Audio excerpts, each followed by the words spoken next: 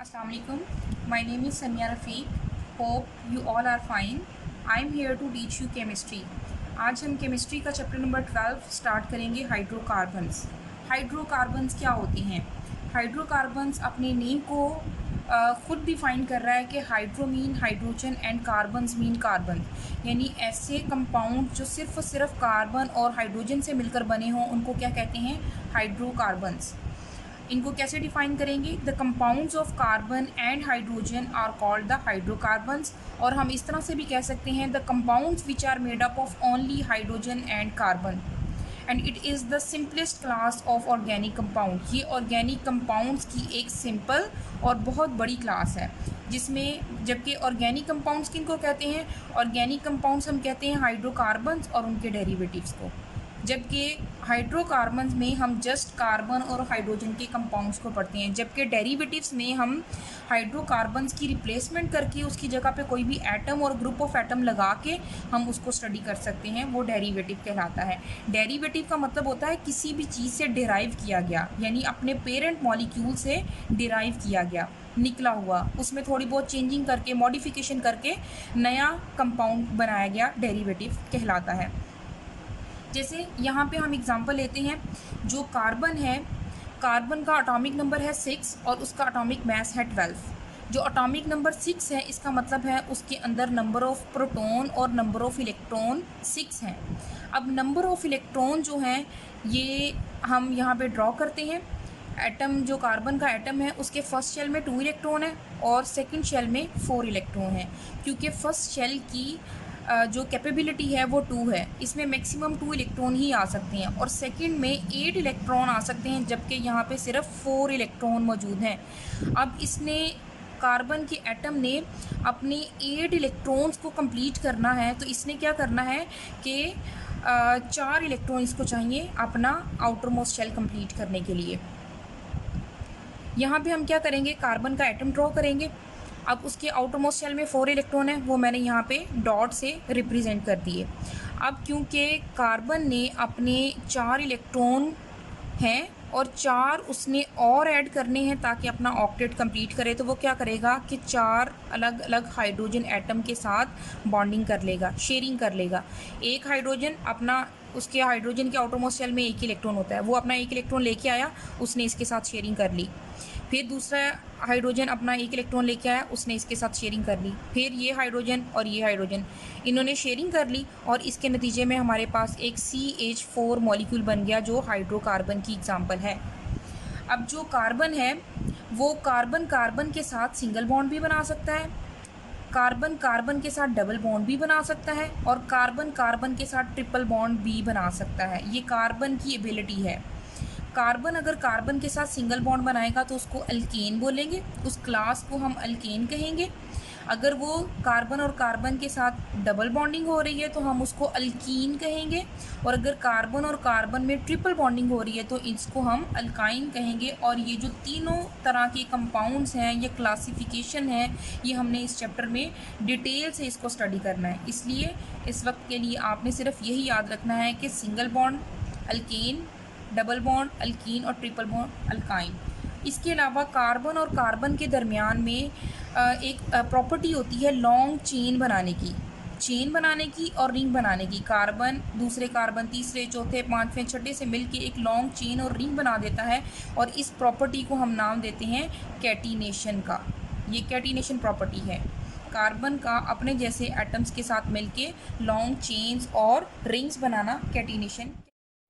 Next है हमारे पास hydrocarbon का एक फ्लो चार्ट आपको नज़र आ रहा होगा, इसको हमने स्टडी करना है।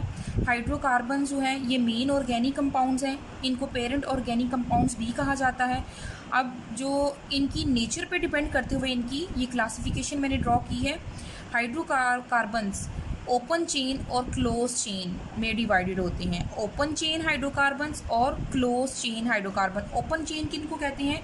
जिनमें फर्स्ट और लास्ट कार्बन एक दूसरे के साथ डायरेक्टली कनेक्टेड नहीं होते, इनको ओपन चेन कहा जाता है। जिसमें फर्स्ट और last carbon are directly connected to each other, these compounds are called close chain.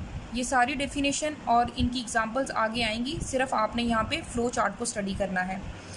Open chain compounds कौन से होते हैं, जिनमें जो आगे फर्दर उनकी क्लासिफिकेशन है स्ट्रेट चेन कंपाउंड्स और branch chain compound. Straight chain जिनमें कार्बन और कार्बन स्ट्रेट चेन बना रहे हैं, यानी डायरेक्टली एक दूसरे के साथ कनेक्टेड नहीं है। जबकि ब्रांच चेन में क्या है कि कार्बन और कार्बन की एक चेन है और कहीं एक ऊपर भी कार्बन एटम अटैच है एज अ ब्रांच एटम, तो इनको हम ब्रांच चेन कहते हैं।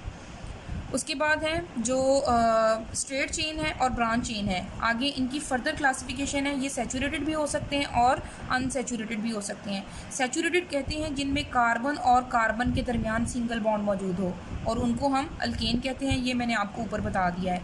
अनसैचुरेटेड किनको कहते हैं, जिनमें कार्बन और कार्बन के दरमियान डबल बॉन्ड या कार्बन और कार्बन के दरमियान ट्रिपल बॉन्ड मौजूद हो। अगर तो कार्बन और कार्बन के दरमियान डबल बॉन्ड है तो उसको हम अल्कीन कहेंगे, अल्कीन। और अगर कार्बन और कार्बन के दरमियान ट्रिपल बॉन्ड मौजूद है तो उसको हम अल्काइन कहेंगे। ये हमारे पास हो गई हैं सैचुरेटेड और अनसैचुरेटेड, यानी हमने ओपन चेन को डिस्कस कर लिया है। नेक्स्ट है हमारे पास क्लोज चेन। क्लोज चेन में साइक्लिक और एरोमेटिक कंपाउंड्स आ जाते हैं। साइक्लिक में क्या होता है कि सारे कार्बन एटम्स हैं जिन्होंने एक दूसरे के साथ कनेक्टेड होना है और रिंग बना देनी है, एक साइकिल बना देना है। ये साइक्लिक हाइड्रोकार्बन्स हो गए। जबकि एरोमेटिक कंपाउंड्स क्या होते हैं, जिनमें कम से कम एक बेंजीन रिंग प्रेजेंट होती है। और बेंजीन रिंग क्या होती है, जिसमें 6 कार्बन एटम अपने आपस में एक दूसरे के साथ इस तरह से अरेंज होते हैं कि उनमें alternate single double single double single double single double bond मौजूद होता है। इस स्ट्रक्चर को हम बेंजीन रिंग बोलते हैं।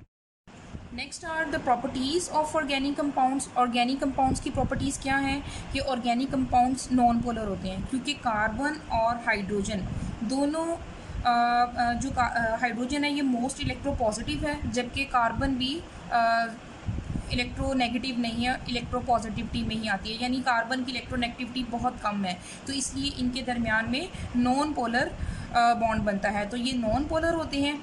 नॉन पोलर कंपाउंड्स हैं तो इट्स मीन ये वाटर में सॉल्युबल नहीं होते, क्योंकि हमने रूल पढ़ा हुआ है, यूनिवर्सल रूल है कि polar are soluble in polar, polar dissolve in polar and non polar dissolve in non polar. तो यहाँ पे क्योंकि organic compounds are non polar, इसलिए ये वाटर में इनसॉल्युबल हैं, जबकि ये इनऑर्गेनिक सॉल्वेंट्स में सॉल्युबल हैं, जैसे पेट्रोलियम में है, ईथर है, एल्कोहल है, ये उनमें सॉल्युबल हैं। इनकी वॉलेटिलिटी किसको कहते हैं? वॉलेटिलिटी का मतलब है कि रूम टेम्परेचर पे वेपर्स में कन्वर्ट हो जाना। जिस तरह से इसकी कॉमन एग्जांपल मैं लूँगी, जैसे अल्कोहल है। अल्कोहल को अगर आप अपने हाथ पे रखें, जबकि अल्कोहल क्या आजकल मोस्ट कॉमन एग्जांपल है सैनिटाइज़र। जो हैंड सैनिटाइज़र है उसके अंदर अल्कोहल मौजूद होता है।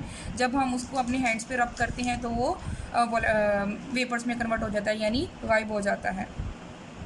Volatility decrease in with increase in mass. जैसे जैसे हाइड्रोकार्बन्स के कंपाउंड्स बड़े होते जाते हैं, यानी उनका मैस बढ़ता जाता है, उनमें कार्बन नंबर इंक्रीज़ होता जाता है, तो वो उनकी वॉलेटिलिटी कम होती जाती है, क्योंकि उनका मैस ज़्यादा हो गया। अगर मैस कम होगा तो वो इजीली वेपर्स में कन्वर्ट हो सकते हैं। जितना मैस ज़्यादा होता है उनका वेपर्स में कन्वर्ट होने के चांसेस उतने कम हो जाते हैं।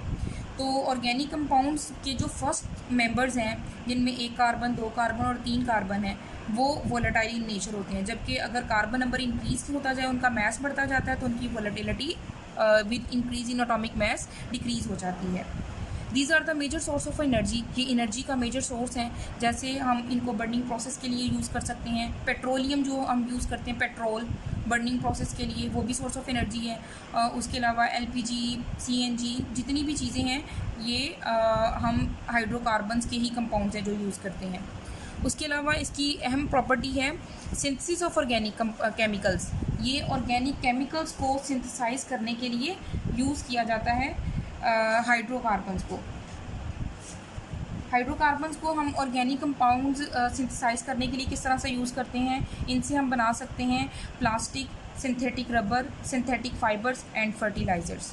तो इसलिए ऑर्गेनिक कंपाउंड्स हमारी लाइफ में बहुत इम्पॉर्टेंट हैं। शायद ही कोई ऐसी चीज़ है जो ऑर्गेनिक कंपाउंड से मिलकर नहीं बनी हुई। मतलब जो चीज़ें हम पहनते हैं, खाते हैं, पीते हैं, सब में ऑर्गेनिक कंपाउंड्स मौजूद हैं।